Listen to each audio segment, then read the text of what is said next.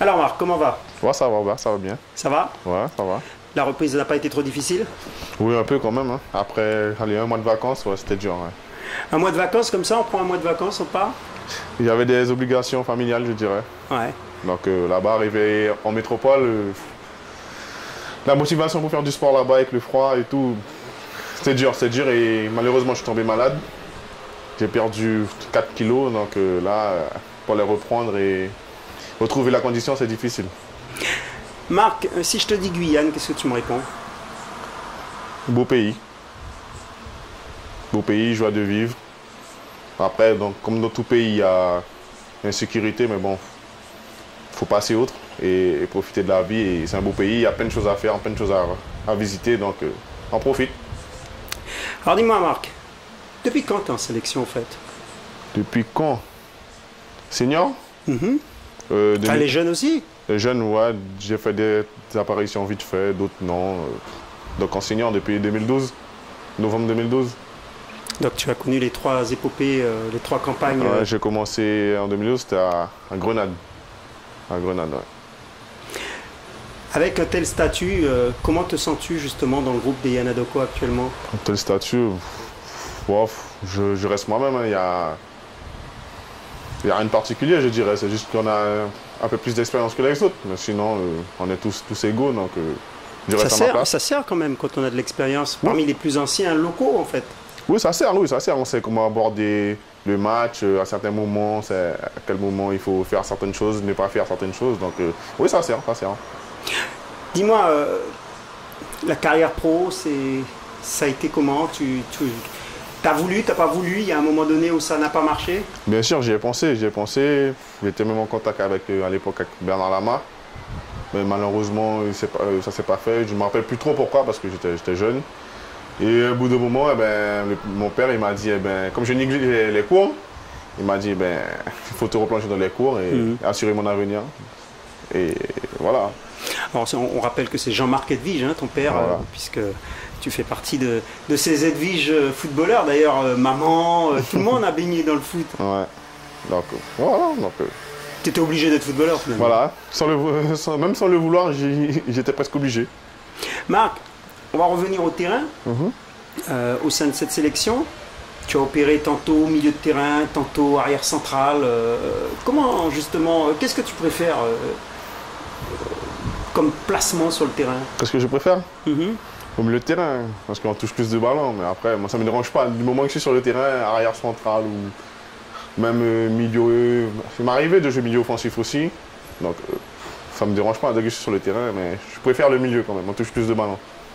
On se souvient d'un coup franc improbable. C'était à Grenade. À Grenade, qui qualifie la Guyane contre le Guyana. Après, je veux dire, c'est une chance. C'est une chance parce que j'en fais un premier, ça a touché la barre transversale. Et le deuxième, je le loupe un peu. Et par chance pour nous, et par malheur pour le Guyana, ça passe. Le gardien il fait une arconada. Donc tant mieux pour nous, on se qualifie. Alors dis-moi, tu y es depuis 2012, comme tu nous l'as dit tout à l'heure. Ouais. Aujourd'hui, comment tu vois justement ce groupe Yanadoko? Tu n'es pas souvent titulaire, tu débutes quelques matchs, tu as débuté quelques matchs là. Comment tu vis ce statut de remplaçant Comment tu vis ça? Bon, j'avoue qu'au départ, c'est dur. De passer de titulaire à remplaçant, c'est dur. Mais après, avec le recul, on est là, on est une équipe, on représente un pays. Donc au bout d'un moment, il faut faire passer les égos au second plan. Et voilà, attendre notre chance. Et tant qu'on gagne, ça va. Même quand on perd, c'est tout le monde qui perd. Donc il n'y a pas que les titulaires qui perdent, c'est tout le monde. Donc, ça me dérange pas plus que ça, je dirais. Quand on est comme toi, joueur avec, on va dire, cette particularité d'être joueur local, comment voit-on l'arrivée justement de ces joueurs venus de l'extérieur qui viennent compléter le groupe? Bon, moi je vois d'un bon oeil, hein, parce qu'ils viennent nous renforcer, apporter leur expérience de haut niveau comparé à nous, parce que, qu'on le veuille ou non, ici, on a quand même un bon niveau. Je ne vais pas dénigrer notre championnat, mais ils apportent un plus. Il ne faut pas le nier. Aujourd'hui, sur la scène internationale, c'est indispensable? Oui, parce que quand on regarde les autres équipes, même la plus petite équipe, ils ont au minimum des professionnels. Donc pourquoi nous, sans priver?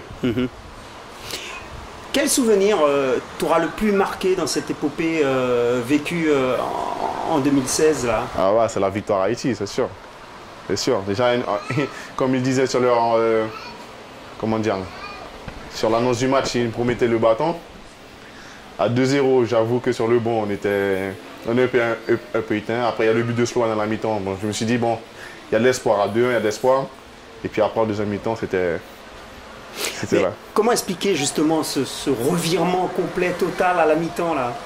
Ben, je sais pas, une gueulante de Ludo à la mi-temps, une gueulante de Jair à la mi-temps, du coach Carême aussi, hein, mais après, on s'est dit quoi? Comme même dire Jair, on a mis le bleu de chauffe et on a vu qu'ils n'étaient pas meilleurs que nous, donc on l'a prouvé sur le terrain.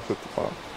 Dis-moi, Ludovic Ball dans ce groupe, c'est qui? C'est quoi? C'est vraiment le meneur, c'est le leader, c'est comment? Sur le terrain, oui, c'est un leader. Sur le terrain, ouais, c'est un leader. Sur le terrain, oui, mais en dehors du terrain, non, c'est un gars, il est là, tu le vois pas trop, il est discret, quoi. Mm-hmm. Donc, sur le terrain, c'est Monsieur Ludo, comme on dit. Aujourd'hui, ce groupe des Yanadoko, pour toi, il est capable d'une performance sur la Gold Cup ou sur la Coupe des Nations de la Caraïbe? Bien sûr, je te donne un exemple. L'Euro, il y avait l'Islande, personne n'y croyait, ils sont bien arrivés en quart, contre l'équipe de France. Ils n'étaient pas ridicules, hein, malgré le score. Donc, pourquoi pas? Il n'y a pas de petites équipes, hein, c'est fini ce temps-là. Mais il y a des hauts, il y a des bas. Il y a des hauts, par exemple, effectivement, Haïti, mais il y a des bas. Par exemple, la défaite au Bermudes, ouais. La défaite en République dominicaine. Comment expliquer ces sautes de comportement? Expliquer, je ne saurais pas trop, mais après, je vais mettre ça sur le dos des voyages parce qu'on est un peu habitué à voyager, enfin habitué entre guillemets. Mais je pense que les voyages ont joué beaucoup, surtout au Bermudes, c'était un long voyage. En République dominicaine aussi, mais aussi avec les conditions, ils nous ont mis pas dans de très bonnes conditions. Donc, après, ce ne sont pas des excuses, on n'était pas à notre meilleur niveau non plus. Mm-hmm. On se remet en question, c'est difficile de se remettre en question, c'est difficile de vivre la sélection comme on la vit là, à l'heure actuelle, c'est-à-dire une fois tous les. Est-ce que c'est difficile de garder un statut d'international guyanais? Non, après, c'est genre de... Non, pour ma part, non. Hein.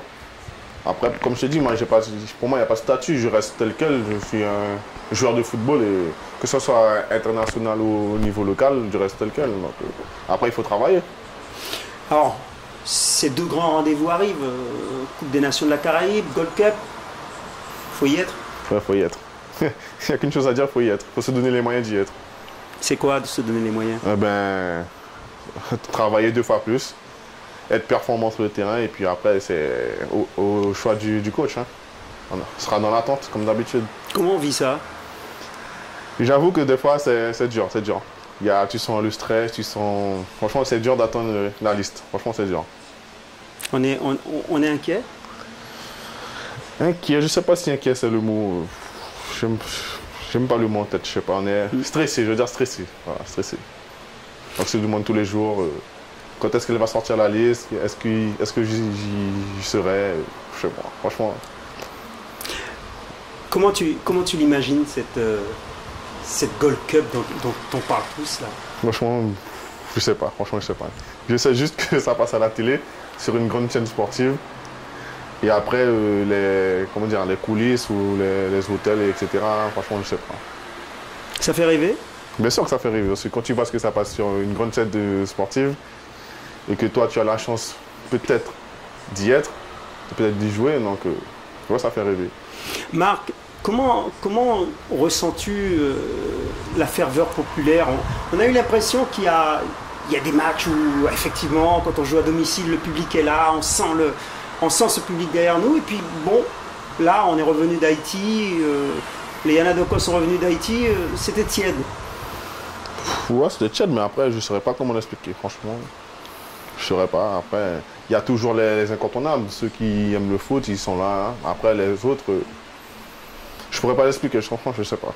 Tu sens cette ferveur-là? Tu sens dans ta vie de tous les jours, ouais, surtout, on t'en parle, on t'interpelle? Surtout au travail. Au travail, on m'appelle Yanadoko, donc c'est pour te dire. Mais au travail, ça dépend. Quand tu croises les gens dans la rue qui ont suivi ou qui connaissent le foot, ils vont te reconnaître, ils vont te parler. Sinon, C'est pas, comment dire, c'est pas une ferveur populaire. Voilà. T'as pas l'impression que c'est vraiment non. très chaud Non, mais après, voilà, non. Bon, n'empêche que tu es heureux quand tu es avec les Yana ou comment ça se passe? Bien sûr, oui. Je suis heureux de retrouver les copains, d'être dans un autre cadre que celui de son club. On est quasiment comme des professionnels pendant une semaine, 1 à 2 semaines. Et ça n'a pas de prix. Hein? Non, ça n'a pas de prix. C'est une récompense de tous les sacrifices que tu fais pendant l'année. Des fois, tu mets ta famille de côté, tes amis, ta femme. Donc, c'est une récompense. Donc, il faut en profiter.